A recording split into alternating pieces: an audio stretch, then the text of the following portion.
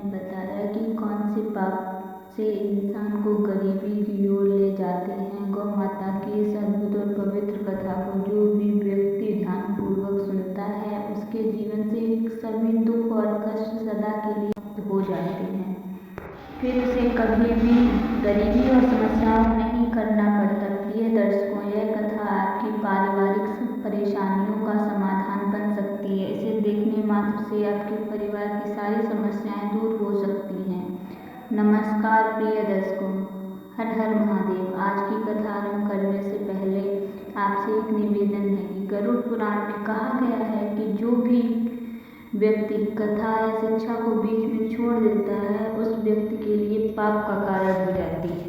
इसलिए आप भी कथा को अंत तक सुनें। प्रिय दर्शकों, बिना किसी विलंब के आज की प्रेरणादायक कथा शुरू करते हैं। प्रिय भक्तों, आज की कथा बहुत ही हृदय स्पर्शी है। इसमें हम जानेंगे कि गौ माता ने इंसान के कौन से पापों को उसकी गरीबी और दुख का कारण बताया है। साथ ही यह भी जानेंगे कि वे कौन से 3 लोग हैं जिनकी वजह से घर में हमेशा कष्ट और अशांति बनी रहती है।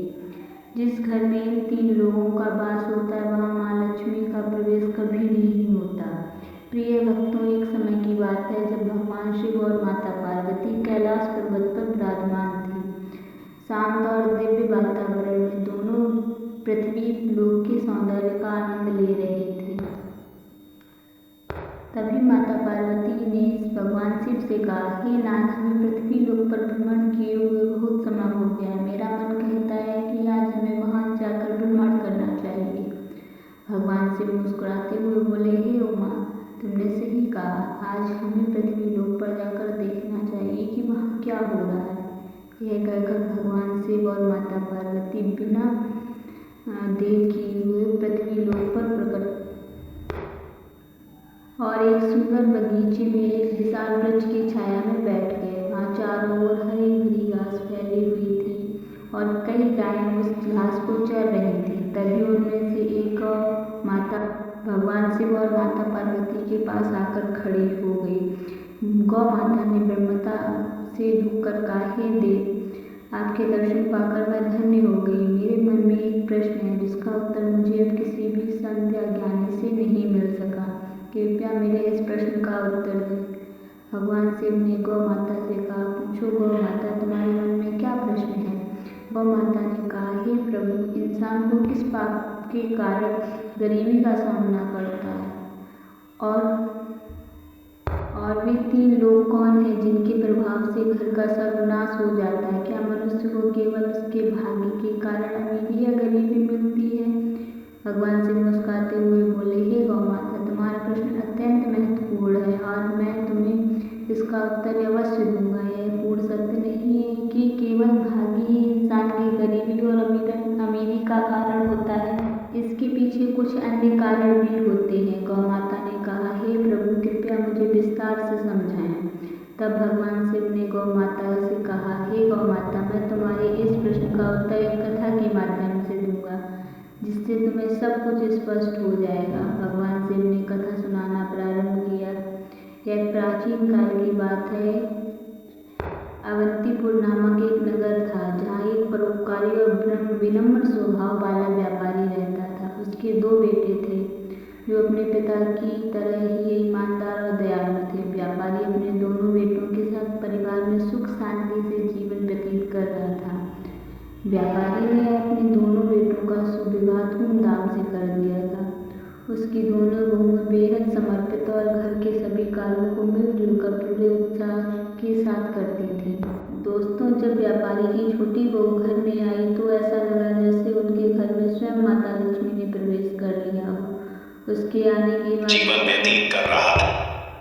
उसके आने के बाद व्यापारी के व्यापार में 2 गुना लाभ होने लगा। उनके घर में कभी धन या अन्न की कमी नहीं होती थी। घर का वातावरण अत्यंत शांतिपूर्ण था।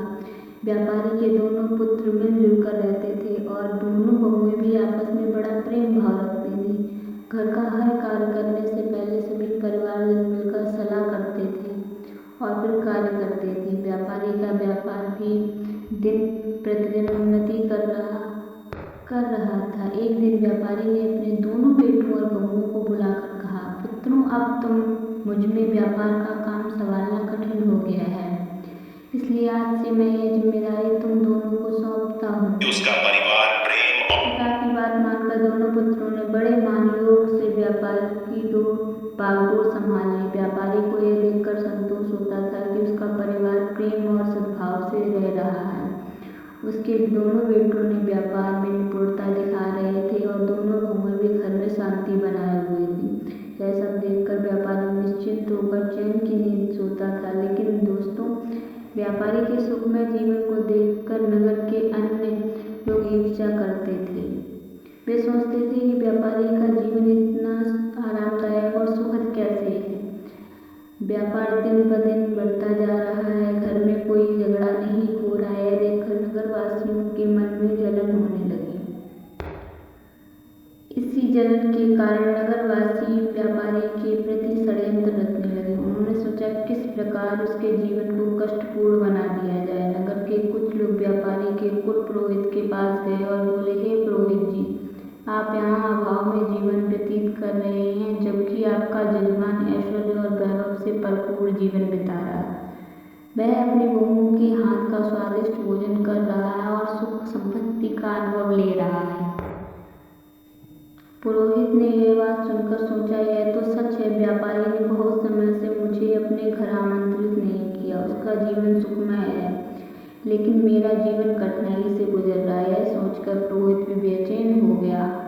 नगरवासियों ने पुरोहित से कहा, अगर आप चाहते हैं कि आपका जीवन सुखद बने और आपको दान दक्षिणा मिले, तो आपको ऐसा उपाय करना होगा जिससे आपके जजमान के घर में कुछ कठिनाइयाँ आएं। जब उसके घर में अशांति होगी, तभी वह आपसे समाधान मांगने आएगा और आपको हवन पूजन के लिए बुलाएगा। इतना कहकर नगरवासी पुरोहित को भड़काकर अपने अपने घर चले गए। अब पुरोहित सोचने लगा कि मैं ऐसा क्या उपाय करूं जिससे व्यापारी के घर में कलह हो और उसके व्यापार में हानि हो। गुरु ने ध्यानपूर्वक सुनकर कहा, हे शिष्य, व्यापार के सुखद जीवन का मुख्य कारण उसकी छोटी बहू है। वह भगवान विष्णु और माता लक्ष्मी की नित्य पूजा करती है, जिसके कारण उनके घर पर दिव्य कृपा बनी हुई है। जब से वह बहू इस घर में आई है, तब से व्यापारी का जीवन धन धान्य से भर गया है। ऐसी धार्मिक और गुणवान स्त्री जिस घर में होती, वहाँ कभी अभाव नहीं होता। यह सुनकर पुरोहित ने कहा, गुरुदेव, यदि ऐसा है तो क्या कोई उपाय है जिससे व्यापारी के घर में अशांति और व्यापार में हानि हो सके। गुरु ने कहा, तुम चिंता मत करो, तुम्हें बस एक सरल उपाय करना है। व्यापारी के घर जाओ और उससे एक पीतल का लोटा मांग लो। उस लोटे को अपने घर ले जाकर रख लेना है। जब तुम ऐसा करोगे तो कुछ ही समय में व्यापारी के व्यापार में हानि होने लगेगी और उसके घर में कलह शुरू हो जाएगी। बेटे आपस में झगड़ने लगेंगे। उसके बाद वह तुम्हें अपने घर पूजा पाठ के लिए बुलाएगा। गुरु की सलाह सुनने के बाद पुरोहित ने धन्यवाद दिया और उसके घर लौट आया। अगले दिन सुबह स्नान ध्यान करने के बाद व्यापारी के घर पहुंचा। व्यापारी उस समय आराम कर रहा था। व्यापारी की आवाज़ सुनकर पुरोहित ने कहा, अपने कुल पुरोहित को देखकर अत्यंत प्रसन्न हूँ मैं। पुरोहित जी आइए, आपका स्वागत है। पुरोहित जी, इतने दिनों बाद आपके दर्शन हुए हैं, सब कुशल मंगल तो है ना? पुरोहित ने जवाब दिया, सब ठीक है, बस इधर से गुजर रहा था तो सोचा आपसे मिल लूँ। फिर वह अपनी मीठी बातों में व्यापारी को फंसाने लगा। कुछ देर बाद उसने कहा, व्यापारी जी, मुझे थोड़ा पानी दीजिए। व्यापारी पानी लाने के लिए जाने लगा, तभी पुरोहित ने कहा, पानी पीतल के लोटे में लाइए। इतना कहकर व्यापारी अंदर चला गया। व्यापारी मुस्कुराते हुए बोला, जैसा आप कहें पुरोहित जी। इतना कहकर व्यापारी अंदर गया। इधर उसकी छोटी बहू, जो अत्यंत चतुर और समझदार थी, वास्तुशास्त्र का थोड़ा ज्ञान भी रखती थी, जब उसने देखा कि व्यापारी पीतल का लोटा लेकर जा रहा है तो उसके पास तुरंत गई और कहा, पिताजी, ये लोटा थोड़ी देर के लिए मुझे दे दीजिए, मैं इसे जल्दी ही लौटा दूंगी। व्यापारी ने सहसा ही उसे लौटा दे दिया। छोटी बहू ने उस लोटे का पानी निकालकर अपनी गौ माता को पिला दिया और उस में नया पानी भरकर लोटा ससुर को दे दिया। व्यापारी ने वह पानी पुरोहित को दिया। पानी पीने के बाद पुरोहित ने कहा, व्यापारी जी, ये पीतल का लोटा बहुत अच्छा है, क्या आप इसे मुझे दे सकते हैं? व्यापारी ने हंसते हुए कहा, पुरोहित जी, ये तो बहुत छोटी बात है, आप इसे अपने साथ ले जाइए। पुरोहित मन ही मन बहुत प्रसन्न हुआ और सोचने लगा, आज मैंने व्यापारी के सुख चैन का प्रहार कर दिया, अब उसके घर की खुशियाँ समाप्त हो जाएंगी। अब पुरोहित बेसब्री से इंतजार करने लगा कि व्यापारी कब उसे बुलाता है। दिन बीतते बीतते हो गए 20 दिन, लेकिन व्यापारी की ओर से कोई बुलावा नहीं आया। पुरोहित थककर पुनः अपने गुरु के पास गया और बोला, हे गुरुदेव, मैंने आपके निर्देशानुसार व्यापारी से पीतल का लोटा मांग लिया था, लेकिन अब 20 दिन बीत चुके हैं और व्यापारी के जीवन में कोई समस्या नहीं आई है। गुरु ने यह सुनकर अपनी दिव्य दृष्टि का प्रयोग किया, आंखें बंद करके स्थिति का अवलोकन किया। फिर उन्होंने कहा, हे शिष्य, मैंने पहले ही तुम्हें बताया था कि व्यापारी की छोटी बहू बहुत चतुर और समझदार है, उसे वास्तुशास्त्र का भी ज्ञान है। जब व्यापारी तुम्हारे लिए पानी लेकर आ रहा था, उसी समय उसकी छोटी बहू ने वह लोटा अपने ससुर से ले लिया था और उसमें का पानी गौ माता को पिला दिया। इसी कारण से व्यापारी के घर में सुख समृद्धि बनी रही और तुम्हारा षड्यंत्र विफल हो गया। हिंदू धर्म में गौ माता का निवास माँ लक्ष्मी का स्वरूप माना गया। जिस घर में गौ माता का निवास होता है, वहाँ हमेशा सुख और समृद्धि रहती है। जैसे ही तुम व्यापारी की गौ माता को अपने घर लेकर आओगे, उसके घर में दुख और शांति आने लगेगी। गुरु की यह बात सुनकर पुरोहित फिर से उत्साहित हो गया। उसने गुरु का धन्यवाद किया। घर लौटकर अगले दिन का इंतजार करने लगा। अगले दिन वह फिर से व्यापारी के घर गया और व्यापारी से कहा, व्यापारी जी, मुझे आप अपनी यह गाय दे दीजिए, यह मुझे बहुत अच्छी लग रही है और मेरे घर में बहुत कठिनाई है। मेरे घर की गौ माता ने दूध देना बंद कर दिया और मेरे छोटे बच्चे को दूध की अत्यंत आवश्यकता है। उसकी उम्र ऐसी है कि बिना दूध के वह जीवित नहीं रह सकता, इसलिए मैं आपसे यह मदद मांगने आया हूँ। अगर आप मुझे अपनी गौ माता दे दें तो आपका बहुत बड़ा उपकार होगा। पुरोहित की करुणा भरी बातें सुनकर व्यापारी सोचने लगा, यह हमारे कुल पुरोहित हैं, इनकी सहायता करना एक पुण्य का कार्य होगा। उसने गौ माता उसे दान में दे दी। जब पुरोहित गौ माता को ले जाने लगा, तब उसकी छोटी बहू तेजी से वहां आई और ससुर को रोकते हुए बोली, पिताजी, ये गौ माता कहाँ ले जा रही है? व्यापारी ने उत्तर दिया, बेटी, हमारे कुल पुरोहित आए हैं, उनकी गौ माता ने दूध देना बंद कर दिया, वे हमारी गौ माता मांग रहे हैं, इसलिए मैं उन्हें देने जा रहा हूँ। छोटी बहू ने समझदारी से जवाब दिया, पिताजी, कृपया थोड़ी देर रुकिए, मैं अभी आती हूँ। वह अंदर गई और एक कटोरे में हल्दी चंदन का रंग घोल लाई। उसने गौ माता की सींग पर रंग लगा दिया और शेष रंग को घर के मंदिर के पास रख दिया। फिर वह ससुर से बोली, पिताजी, अब आप इस गौ माता को पुरोहित जी को दे दें। छोटी बहू की समझदारी से फिर से व्यापारी के घर की सुख समृद्धि खंडित होने से बच गई। अब पुरोहित सोचने लगा, जब तक वह छोटी बहू व्यापारी के घर में रहेगी, तब तक मैं व्यापारी का कुछ नहीं बिगाड़ पाऊंगा।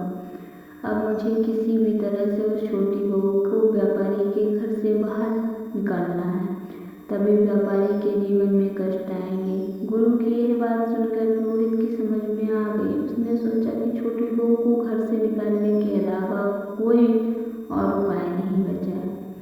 वह लौटकर घर गया, व्यापारी के परिवार में फूट डालने और छोटी बहू को घर से बाहर निकालने की योजना बनाने लगा। अगले दिन पुरोहित चिंतित मुद्रा में व्यापारी के घर पहुंचा। व्यापारी से इस अवस्था में देखा तो पूछा, पुरोहित जी, क्या बात है, आप इतने परेशान क्यों हैं? पुरोहित ने गंभीर स्वर में कहा, पिता व्यापारी जी, आपके घर पर बहुत बड़ा संकट मंडरा रहा है। यदि आपने जल्द ही इसका समाधान नहीं किया तो आपका सुखमय जीवन बर्बाद हो जाएगा। आपके बेटों को व्यापार में बड़ा नुकसान होगा, आपके परिवार पर विपत्ति का पहाड़ टूट पड़ेगा। व्यापारी यह सुनकर घबरा गया और चिंतित स्वर में बोला, पुरोहित जी, यह आप क्या कह रहे हैं? कृपया हमें इस संकट से बचने का उपाय बताइए। आप हमारे कुल पुरोहित जी हैं, जो भी आप कहेंगे हम अवश्य करेंगे। पुरोहित ने व्यापारी की घबराहट भांप ली और समझ गया वह अब उसके जाल में फंस चुका है। उसने कहा, इस संकट से बचने का एक ही उपाय है। पुरोहित ने व्यापारी से कहा, व्यापारी जी, आपकी छोटी बहू आपके लिए एक बड़ा संकट बन चुकी है। जब तक वह इस घर में है, आपका और आपके परिवार का दुर्भाग्य दूर नहीं होगा। व्यापारी ने कहा, पुरोहित जी, आप बताइए मुझे कब बहू को निकालना है? पुरोहित ने उत्तर दिया, व्यापारी, इस समय प्रार्थना मत कीजिए, जितना जल्दी हो सके उसे घर से बाहर निकाल दीजिए। यह सुनकर पुरोहित मन ही मन प्रसन्न होता हुआ अपने घर लौट आया। व्यापारी इस स्थिति अत्यंत उदास हो गया। वह सोचने लगा, मेरी छोटी बहू तो बहुत ही अच्छे स्वभाव की है। वह न केवल मेरी सेवा करती है बल्कि पूरे परिवार का ख्याल भी रखती है। व्यापारी अपनी छोटी बहू के पास गया और कहने लगा, बहू, मैं अपने परिवार पर कोई संकट नहीं चाहता हूँ, तो मुझे इस कठोर निर्णय को लेना ही होगा, क्योंकि मैं आपके परिवार को किसी भी विपत्ति में नहीं डाल सकता। ये सोचकर व्यापारी अपनी छोटी बहू के पास गया और दुखी मन से बोला, बहू, मुझे बहुत दुख है, लेकिन तुम्हें इस घर से आज छोड़ना ही होगा। तुम्हारे कारण हमारे परिवार पर बड़ी विपत्ति आने वाली है। ससुर की यह बात सुनकर बहू स्तब्ध रह गई, लेकिन वह तुरंत समझ गई सब कुछ दुष्ट पुरोहित की साजिश है। उसने नम्रता से कहा, ठीक है पिताजी, यदि आपकी यही इच्छा है तो मैं इस घर को छोड़ देती हूँ। जब व्यापारी का छोटा बेटा यह सब देखता है, वह भी गुस्से और दुख से भर जाता है। छोटी बहू अपने ससुर को बताती है, पुरोहित ने हमें बाहर करने के लिए षड्यंत्र रचा था। फिर वह ससुर और अपने पति के साथ खुशी खुशी घर लौट आती है। मित्रों, इस संसार में कई लोग होते हैं जो दूसरों की खुशियों से जलते हैं और उन्हें बर्बाद करने का प्रयास करते हैं, लेकिन हम पर निर्भर करता है कि आज हम किसकी बातों पर भरोसा करते हैं और कैसे निर्णय लेते हैं। यदि हम गलत लोगों की बातों में आकर अपने ही परिवार को तोड़ेंगे तो निश्चित रूप से हमारा घर बर्बाद हो जाएगा और हमारी स्थिति दयनीय हो जाएगी। छोटी बहू के घर के लौटने से कुछ दिनों बाद व्यापारी का व्यापार फिर से चलने लगा। उसके परिवार एक बार फिर सुख शांति से भर गया। घर में खुशियाँ लौट आई और व्यापारी ने समझ लिया कि एक और सही निर्णय ही परिवार की नींव को मजबूत रखता है। भगवान शिव ने गौ माता से कहा, हे गौ माता, मैं तुम्हें एक महत्वपूर्ण बात बताने जा रहा हूँ, ध्यान से सुनो। जिस घर में इन 3 प्रकार के लोगों की बात मानी जाती है उस घर का नाश निश्चित है। गौ माता ने पूछा, कहा, हे प्रभु, वे कौन से 3 लोग हैं? भगवान शिव ने कहा, पहला, जिस घर में अहंकारी और दुष्ट स्वभाव वाले व्यक्ति की बात सुनी जाती है वहाँ निश्चित रूप से विनाश होता है। दूसरा, जिस घर में लालची, कुटिल और अनैतिक आचरण वाली स्त्री का प्रभाव वहाँ धन कभी नहीं टिकता है और वह घर सदैव दरिद्रता से भरा रहता है। माता लक्ष्मी ऐसे घर में कभी प्रवेश नहीं करती। तीसरा, जिस घर में बाहरी व्यक्तियों की बातों को अधिक महत्व दिया जाता है और उनके कहे अनुसार घर चलता है, वह घर ही बर्बाद हो जाता है। भगवान शिव ने आगे कहा, हे गौ माता, तुम्हारा दूसरा प्रश्न था कि मनुष्य किस पाप के कारण अमीर या गरीब बनता है। तो सुनो, गीता में भगवान श्री कृष्ण ने कहा है कि मनुष्य को कभी भी अपने विवेक, परिश्रम और बुद्धि उद्यम पर संदेह नहीं करना चाहिए। उसे सदैव सत्य और धर्म के मार्ग पर चलते हुए निरंतर कार्य करना चाहिए। जो व्यक्ति अपने पर संदेह करता है और सत्य का साथ देता है वह कभी सफलता प्राप्त नहीं कर सकता। गरीबी और अमीरी जीवन की धुरी है। जो मनुष्य निरंतर प्रयास करता है और अपने कर्मों पर विश्वास रखता है वह निश्चित रूप से गरीबी के दलदल से बाहर निकल आता है। हे गौ माता, यह सुनकर कहा, प्रभु, आपके मुख से यह कथा सुनकर हम धन्य हो गए। प्रिय भक्तों, यह कथा हमें सिखाती है कि सच्चाई, ईमानदारी और विवेक का अनुसरण करना ही जीवन की सफलता का मार्ग है। इस कथा में आपकी क्या राय है, आप कमेंट बॉक्स में जरूर बताएं। हमें आशा है कि आप इस कथा से आध्यात्मिक प्रेरणा मिली होगी। प्रिय दर्शकों, आगे की कथा में हम आपको एक ऐसा अनमोल संदेश मिलेगा जो आपके जीवन को नई दिशा प्रदान करेगा। रिश्ते में समझ और धैर्य का महत्व। पति पत्नी का रिश्ता आपसी समझ और धैर्य पर आधारित होता है। यदि पति किसी भी बुरी आदत में फंस जाता है तो संयम और सही मार्गदर्शन से उन्हें सुधारने की कोशिश करनी चाहिए। प्रिय भक्तों, अगर आपको यह कथा अच्छी लगी हो तो हमारे वीडियो को लाइक और सब्सक्राइब करें। इस ज्ञानवर्धक संदेश को अधिक से अधिक लोगों तक पहुंचाने के लिए इसे अपने मित्रों और परिवार के साथ साझा करें। साथ ही कमेंट सेक्शन में जय श्री कृष्ण, हर हर महादेव जरूर लिखें। आप सभी का दिल से धन्यवाद। जय श्री कृष्ण।